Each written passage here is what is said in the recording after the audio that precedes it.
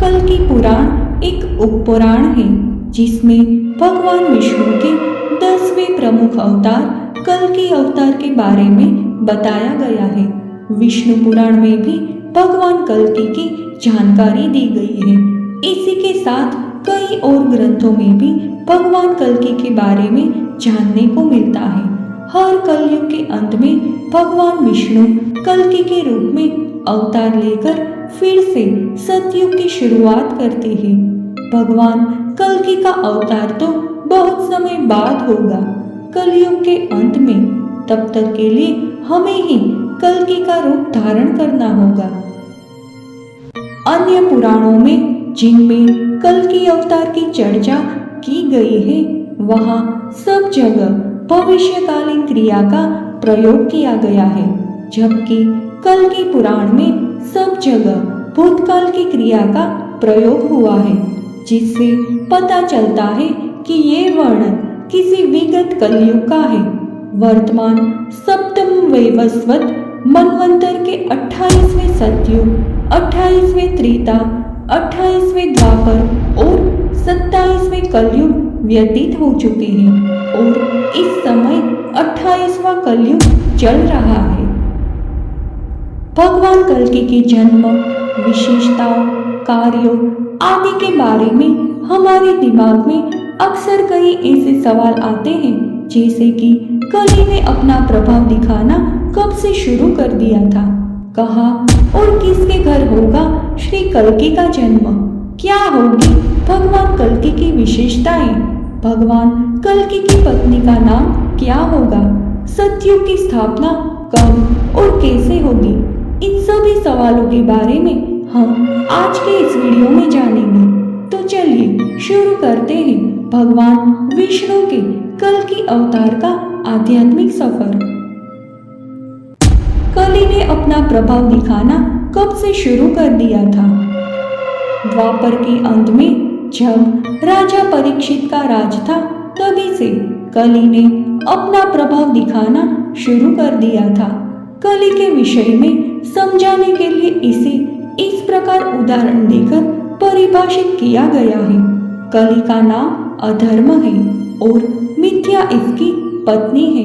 पुत्र का नाम दंभ है, जिसकी पत्नी का नाम माया है। इनके लोभ और निकृति नाम के पुत्र पुत्री है।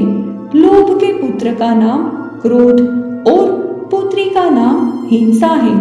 इनके पुत्र पुत्री के नाम कलि और दुरुक्ति है। आखिर कहाँ और किसके घर होगा श्री कल्कि का जन्म? कलयुग का समय 4,32,000 वर्ष का बताया जाता है। कलयुग के 4 चरण हैं।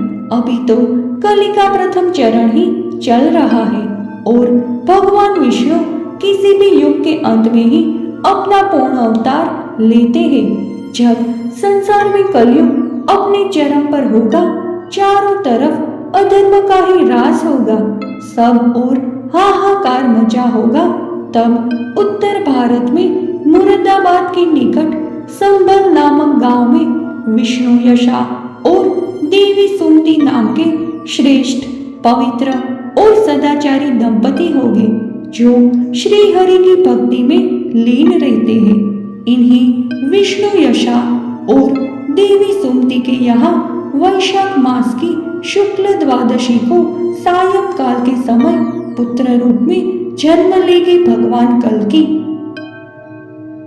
क्या होगी भगवान कल्कि की विशेषताएं? विष्णु यशा और देवी सुमति के यहाँ वैशाख मास की शुक्ल द्वादशी को सायंकाल के समय पुत्र रूप में जन्म लेंगे भगवान कल्कि, जो अत्यंत सुंदर, महान बुद्धि, बल पराक्रम से संपन्न और सदाचारी होंगे। उनका रंग सांवला या नीला है और वे सिर पर मोर मुकुट धारण करते हैं।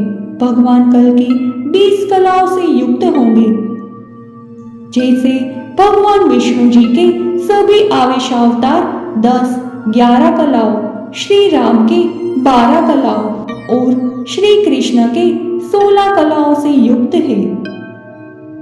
विष्णु यशा के बालक कल्कि द्वारा चिंतन करते ही उसके पास इच्छा अनुसार वाहन, अस्त्र शस्त्र, योद्धा और कवच उपस्थित हो जाएंगे। ये सभी वस्तुएं उन्हें भगवान शिव से प्राप्त होगी।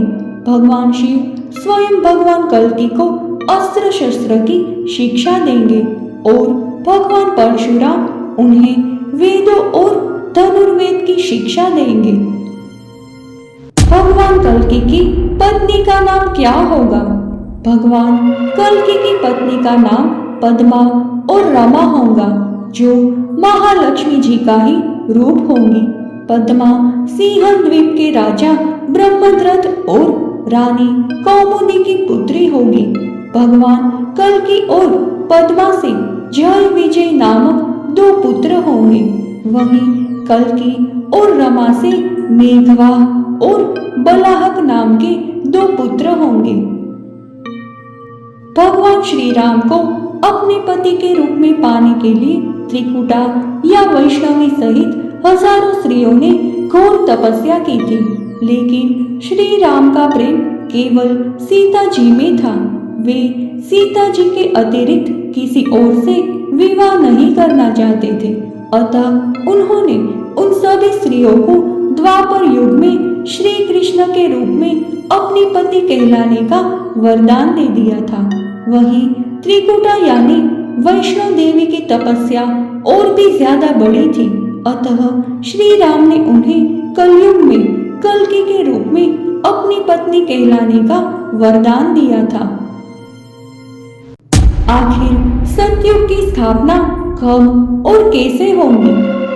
भगवान कल्कि जब हरिद्वार जाएंगे तब उन्हें वहां वामदेव, अत्रि और वशिष्ठ आदि महर्षियों के भी दर्शन होंगे। ये सभी महर्षि आज भी अदृश्य रूप में पृथ्वी पर तपस्या कर रहे हैं, जिसका जिक्र रामचरितमानस में भी मिलता है। भगवान कल्कि के आगमन पर ये सभी ऋषि फिर से अपनी प्रकट अवस्था में आ जाएंगे। सतयुग की स्थापना होने पर भगवान कल्कि हरिद्वार में सूर्यवंशी राजा मरु और चंद्रवंशी देवापिने को राजा होने का वरदान दे देंगे। भगवान कल्कि के अश्व का नाम देवदत्त होगा, जिस पर आरूढ़ होकर वे राजाओं के रूप में छिपकर रहेंगे और पृथ्वी पर सब जगह फैले हुए दस्युओं, पापियों, दुराचारियों और मलेच्छों का संहार करेंगे। उसके बाद वे अश्वमेघ नामक महान यज्ञ भी करेंगे और इन सब के बाद अपने वैकुंठ धाम के लिए प्रस्थान करेंगे। कल्कि पुराण में भगवान कल्कि द्वारा 68 तीर्थ बनाने और मथुरा, अयोध्या आदि तीर्थों का भी वर्णन मिलता है। अगर कल्कि अवतार की रोचक जानकारी का ये वीडियो आपको पसंद आया है तो कृपया इसे अपने दोस्तों में शेयर अवश्य करें। ऐसे ही और धार्मिक वीडियोस देखते रहने के लिए हमारे चैनल को अभी सब्सक्राइब करें। धन्यवाद।